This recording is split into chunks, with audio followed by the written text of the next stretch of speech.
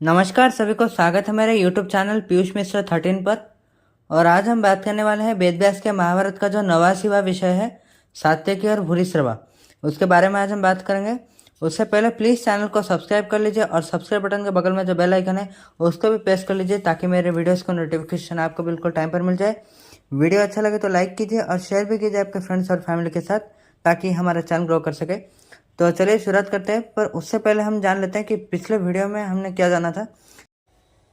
तो पिछले विषय में हमने जाना था कि किस प्रकार भीम ने अपना भयानक रूप दिखाया था और उन्होंने कौरव सेना को पूरी तरह से तहस नहस कर दिया था और दुर्योधन के कई सारे भाइयों को भी उन्होंने मारा था।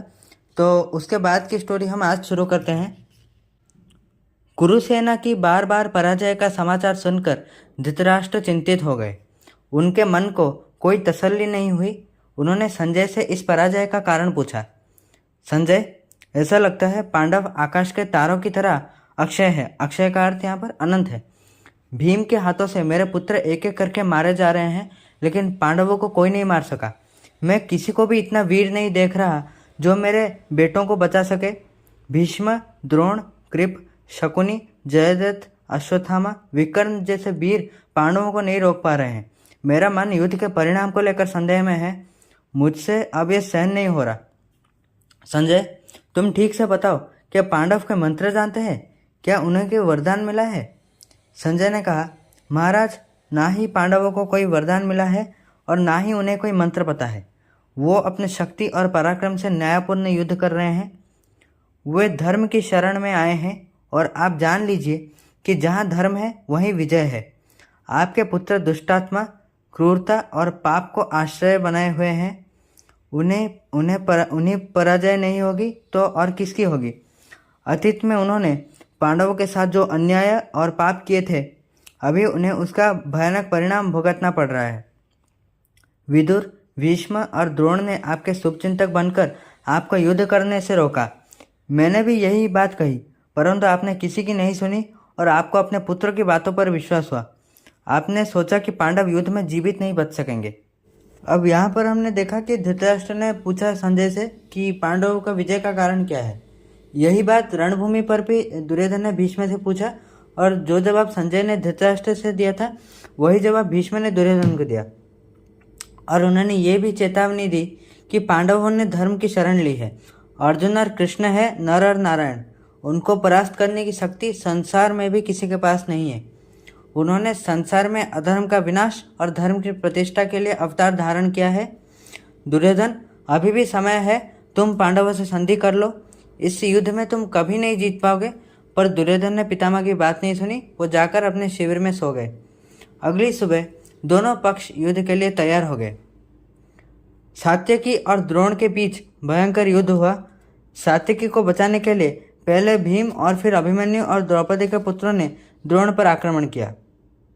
भीष्म और शल्य ने अपने अस्त्र शस्त्रों से भीम और पांडव पुत्रों पर प्रहार किया और उनके बीच भयंकर युद्ध शुरू हो गया। राजपुत्र शिखंडी ने अचानक वहां पहुंचकर भीष्म को रोक लिया।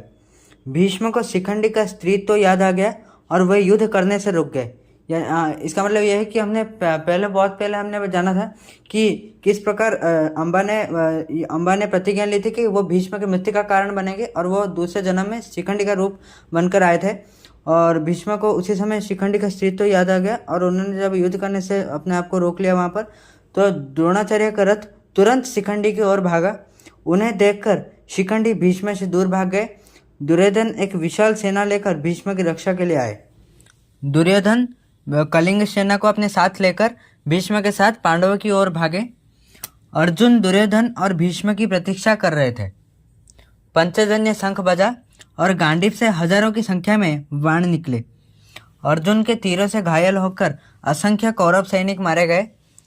अश्वत्थामा भीष्म की सहायता के लिए आए और अर्जुन की ओर तीर चलाने लगे, परंतु अश्वत्थामा गुरुपुत्र होने के कारण अर्जुन ने उनसे गंभीरतापूर्वक युद्ध नहीं किया। अभिमन्यु के पराक्रम से कौरव सेना चिंतित होने लगी। उन्होंने चित्रसेन और अन्य वीरों को लक्षित तीरों से घायल किया।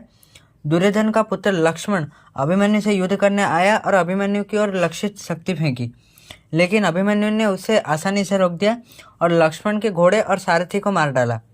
लक्ष्मण की दयनीय स्थिति देखकर कृपाचार्य उन्हें अपने रथ में बिठाकर ले गए। सात्यकी कौरव पक्ष के सैनिकों को बेरहमी से मारने लगे। दुर्योधन द्वारा भेजे जाने पर बड़ी संख्या में रथों ने सात्यकी को घेर लिया, लेकिन वो सब सात्यकी के पास नहीं टिक पाए। सात्यकी को इस प्रकार कौरव सैनिकों को मारता हुआ देख भूरिश्रवा वहां पर पहुंचे और सात्यकी और भूरिश्रवा के बीच भयंकर युद्ध हुआ। सात्यकी के 10 पुत्रों ने अपने पिता की रक्षा के लिए भूरिश्रवा को घेर लिए, परंतु उस दिन भूरिश्रवा का पराक्रम बड़ा विचित्र था। उन्होंने अकेले ही उनका सामना किया और 10 तीखे तीरों से उनके मुकुट निकाल दिए, यानी वो जो 10 सात्यकी के पुत्र थे उनके मुकुट निकाल दिए, और वो दूसरा मुकुट पहनने से पहले 10 भल्लास्त्र से उनके सर काट दिए। अपने वीर पुत्रों की मृत्यु देखकर सात्यकी की क्रोध का सीमा न रही। वह भयंकर तरीके से दहाड़ता हुआ भूरिश्रवा की ओर दौड़ा। सात्यकी और भूरिश्रवा दोनों ही प्रसिद्ध और समान स्तर के योद्धा थे। भीषण संघर्ष में उनके अपने अपने रथ एक ही समय में टूट गए और वे दोनों रथहीन हो गए और हाथ में तलवार और ढाल लेकर एक दूसरे पर आक्रमण करने लगे।